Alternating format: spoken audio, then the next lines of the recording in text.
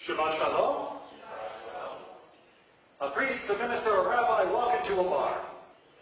You already can begin writing the joke from there. A British, an Englishman, a Frenchman, and a German board a plane. We can find out what the joke is going to be, but you already know I'm setting up a joke just by putting those three things together. Like by putting together three different categories of people, whether they be nationalities, whether they be professions, or whatever it might be. You know that there's a joke coming that will highlight the differences between the two in some humorous fashion. Classic humor, which is why we now have to figure out why the Jewish triplet sounds a little different. The stranger, the orphan, and the widow walk into a bar. Okay. Well, where's there going to be a punchline here? And yet, throughout the Torah and throughout the words of our prophets, over and over and over again, these three people go walking. The stranger, meaning the person who either was not born Jewish or is not Jewish, but living still within your community. The orphan, meaning somebody whose parents are gone. And the widow, meaning the woman who no longer has a husband or other male landholder to take care of the financial needs. Remembering in the ancient world that most of the value and wealth of a community was invested in land, and land was always passed father to son for tribal allotments. So, what is the common thread? How are these three together? Economically disadvantaged. The classic answer. They are economically disadvantaged.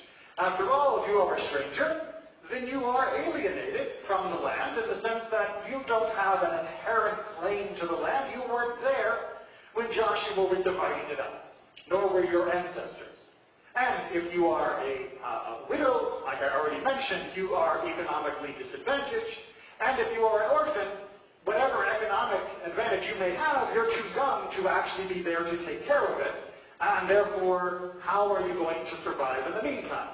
It is true that all three of these do have a potential to be more economically disadvantaged than others. But if someone was to arrive as a stranger with wagon loads of gold, would we call them economically disadvantaged? No. But would they still be a stranger? Yes, they would. If a widow was to retire in her widowhood, again with an enormous estate, with numerous servants, and being able to look after it to her own benefit, we wouldn't call her economically disadvantaged. And likewise, some orphans, as wards of the Beit Din, of the court, would be set to inherit a large estate, and the court would look after their interests in the meantime. So they too are not necessarily economically disadvantaged. It is, like I said, very likely that these three groups do not have the same economic opportunities as the rest of the society, but it is not automatic, and it is not the primary reason for grouping the three together. It is not because they are inherently more disadvantaged economically, but, say our commentaries, because if someone wants to make them disadvantaged, who's going to stand up for them? Right? The ancient world, much like our modern, people stand up for people like them. Right? If someone was to be harassing a family member, I bet anybody here would get rather shoppy, I think is a nice British term for it. You're like, hey, what are you doing to my brother? Right? Or you know, if I was to start mistreating, I'm sure that we'll be saying, hey, get away from my sister. Right? That would be the natural response. If your family is being mistreated, you step up. If you hear about an injustice being done to a Jewish person, how many of you feel the hairs on the back of your head stand up? If you hear about an American that is being mistreated abroad, you get riled up. Every time we hear about Florida in the American news and people are making fun of us. Well, that actually is a little bit more understandable, but still we don't like it. Right? We have our associations. And we tend to defend those who are part of our different circles of association. But if you are a stranger, you, by definition, do not have that association.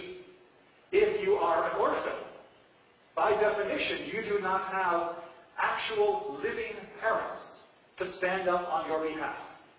If you are a widow, you are by definition not able to find that male relative who has greater standing in the ancient world to stand up for your rights.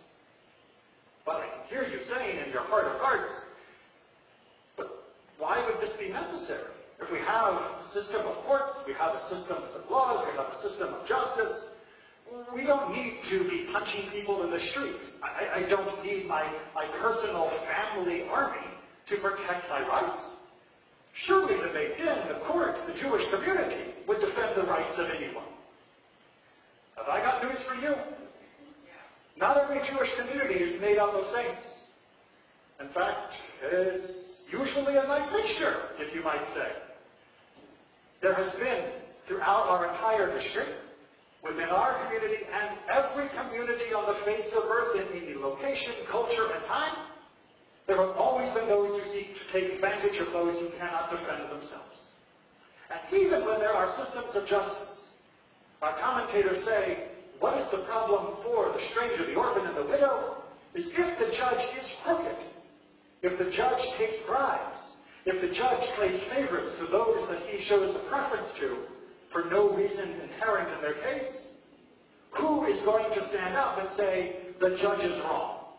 Who is going to appeal to a higher court to say that the judge has clearly been disturbed in this case and is not adjudicating fairly? It would be your family who would do that. It would be your friends. It would be your mutual association. For those who protest when there is injustice are those who see themselves connected to those upon whom the injustice was done.